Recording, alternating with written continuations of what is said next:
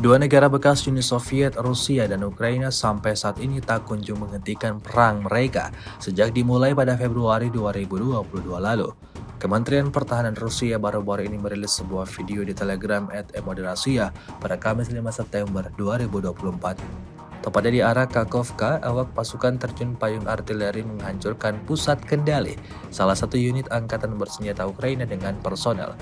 Menurut petugas intelijen yang melakukan pengendalian dan penyesuaian, serangan tersebut tepat mengenai sasaran.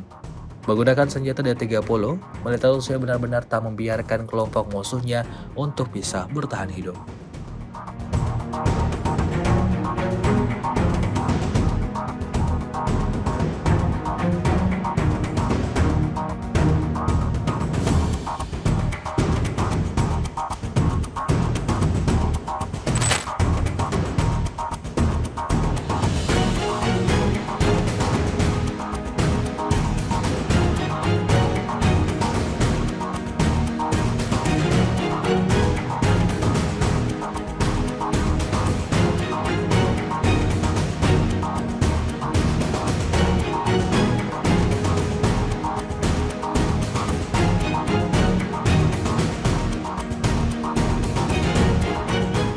Download Tribun X sekarang, menghadirkan lokal menjadi Indonesia.